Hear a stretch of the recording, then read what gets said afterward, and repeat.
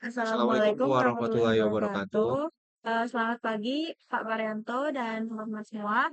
Perkenalkan saya Brilian Rosmendi Kinanti dengan NIM 21050123130011 dan Dan saya Dianudin Nabil dengan NIM 2105 0123120028. dari kelas C Teknik Pengaturan yang diampu oleh Bapak.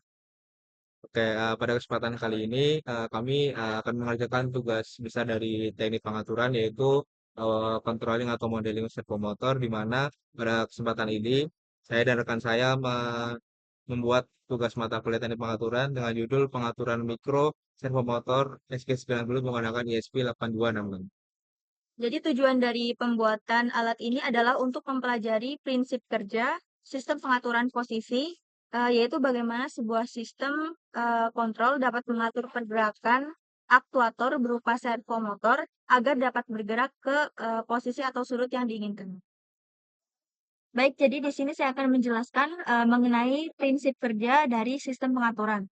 Prinsip kerja alat ini diawali dari pemberian perintah melalui program yang telah ditanamkan pada ISP 8266.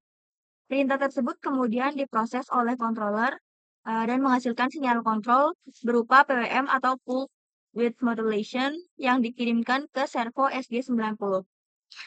Besar kecilnya lebar pulse PWM akan menentukan sudut pergerakan servo. Semakin berbeda nilai pulse yang diberikan, maka posisi sudut servo juga akan berubah sesuai dari perintah yang diinginkan. Dalam servo terdapat sistem kontrol internal yang terdiri dari motor DC, roda gigi, rangkaian pengendali, dan sensor posisi berupa potensiometer. Sensor tersebut akan membaca posisi aktual dari poros servo dan membandingkannya dengan posisi yang diperintahkan. Apabila posisi belum sesuai, maka motor akan terus bergerak sampai posisi yang diinginkan tercapai. Dengan demikian, sistem ini menerapkan konsep closed loop control atau sistem kendali tertutup karena terdapat mekanisme umpan balik atau feedback terhadap posisi servo. Di sini saya akan menjelaskan mengenai pengenalan sistem dan komponen. Pada proyek pengaturan mikroservo motor SG90 ini, sistem yang dibuat bertujuan untuk mengendalikan posisi sudut servo menggunakan sinyal kendali yang diberikan oleh microcontroller. Jadi sistem ini terdiri dari beberapa komponen utama yaitu node MCU V3 board, modul ISP 8266, mikroservo motor SG90, kabel jumper, dan kabel USB. Jadi yang komponen pertama yaitu node MCU V3 board ini merupakan berfungsi sebagai papan pengembangan yang menjadi tempat pemasangan dan penghubung komponen utama sistem. Jadi board ini menyediakan jalur koneksi, pin input dan output, serta memudahkan proses pemrograman dan komunikasi antara komputer dengan sistem pengendali. Kemudian komponen yang kedua yaitu uh, ISP 8266. Jadi ini merupakan komponen yang berfungsi sebagai pengendali atau controller pada sistem. Jadi ESP8266 ini menjalankan program yang telah dibuat dan menghasilkan sinyal kendali berupa PWM atau Pulse Width Modulation yang nantinya dikirimkan ke servo motor untuk mengatur posisi sudutnya. Kemudian komponen yang ketiga yaitu Micro Servo Motor SG90. Jadi yang ini merupakan micro servo motor SG90 yang berfungsi sebagai aktuator. Jadi servo ini mengubah sinyal listrik dari controller menjadi gerakan mekanik berupa putaran sudut. Nah, servo SG90 ini dapat bergerak pada rentang sekitar 0 sampai 180 derajat dan mampu mempertahankan posisinya berdasarkan sistem umpan balik internal. Nah, kemudian komponen keempat atau selanjutnya itu adalah kabel jumper. Jadi kabel ini langsung terhubung ke servo motornya dan nanti disambungkan dengan node MCU V3 boardnya. Kemudian fungsi dari kabel jumper ini yaitu sebagai penghubung antara pin pada node MCU dengan pin pada servo motor sehingga daya dan sinyal kontrol dapat tersalurkan dengan baik. Nah, untuk yang terakhir terdapat kabel USB.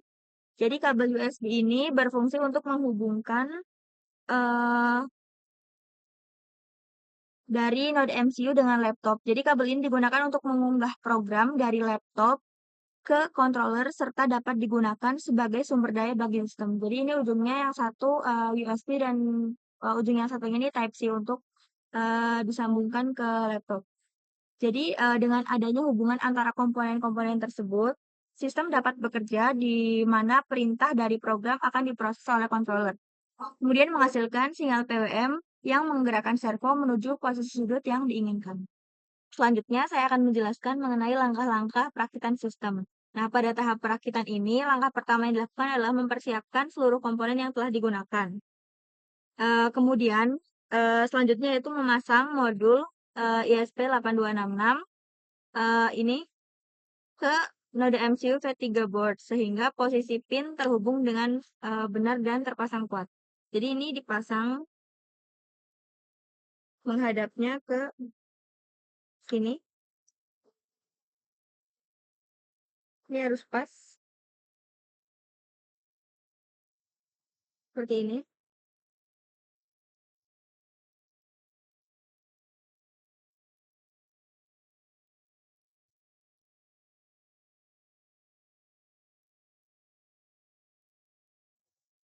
Ini jika sudah terpasang seperti ini.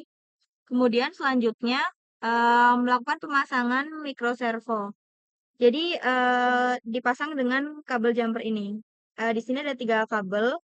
Untuk kabel yang berwarna merah ini untuk voltase. Jadi dia dipasang di bagian sini di 5 volt. Kemudian yang coklat ini kabel ground ini dipasang di sampingnya sejajar dengan kabel jumper yang berwarna merah. Selanjutnya untuk kabel ini tuh kabel sinyal. Nah, dipasang di sebelah sini di bagian board itu di bagian D5. Nah, baik, setelah ini terpasang, maka akan langsung menyambung ke motor servonya. Jadi langkah selanjutnya yaitu setelah memastikan seluruh kabel terpasang dengan benar, yaitu memasang kabel dari USB ini ke laptop dan kemudian dihubungkan dengan pemrograman yang telah dibuat. Nah, untuk pemrograman yang telah dibuat ini akan dijelaskan oleh rekan saya, jadi Nabil, untuk proses pembuatan dari pemrogramannya. Oke, baik. Di sini saya akan melanjutkan dari rekan saya Rere, di mana setelah tadi dilakukan perakitan, kemudian masuk ke dalam codingnya, di mana coding ini digunakan untuk mengatur dari berjalannya servo motor yang akan kami buat, di mana servo yang kami buat kan SG90, di mana servo itu hanya berputar sejauh 180 derajat, tidak 360 derajat. Jadi kita mengendalikan terkait besarnya sudut yang diinginkan. Di mana di sini kan dari awalnya itu mendefinisikan dulu servonya. Kemudian di sini pinnya kita menggunakan pin yang 14 di mana di ESP itu terteranya D5.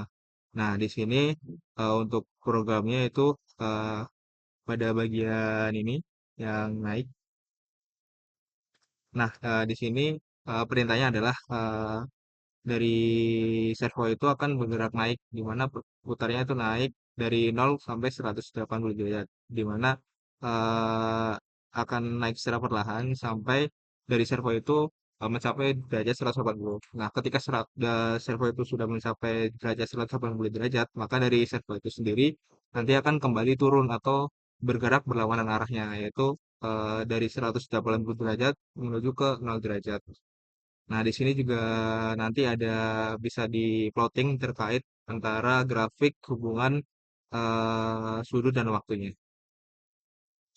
Nah, setelah itu kemudian setelah programnya dibuat, kemudian nanti di-upload. Nah, setelah di-upload ke ISP-nya nanti akan bergerak seperti ini, di mana dari servonya sendiri nanti akan bergerak sebesar 180 derajat. Jadi dia itu bakal naik 180 derajat. Nah, nanti setelah 180 derajat dari servernya itu akan kembali ke titik semula 0 derajat. Nah, di sini juga bisa di plotting grafiknya lewat serial plotter plotter di mana kontrol shift ya. Nah, di sini dapat terlihat untuk grafiknya dan di sini merupakan grafik hubungan antara dari sudut yang diatur dengan waktunya. Kurang lebih seperti itu dan hasilnya demonstrasinya seperti ini. Nah, di sini eh, jadi hubungan dengan konsep teknik pengaturannya. Berdasarkan konsep teknik pengaturan, sistem ini memiliki beberapa bagian utama, yaitu input. Nah, input ini berupa nilai sudut yang diberikan oleh program. Kemudian ada controller, yaitu ada ESP8266 yang mengolah pemerintah dan menghasilkan sinyal kendali. Kemudian ada aktuator sendiri, yaitu servomotor SG90 yang menghasilkan gerakan. Nah, outputnya berupa posisi atau sudut putaran servonya, serta terdapat feedback dari sensor potensiometer di dalam servo yang memastikan posisi aktual sesuai dengan posisi yang diperintahkan. Nah, hubungan antara komponen tersebut membentuk suatu sistem pengaturan posisi berbasis kendali tertutup atau closed loop.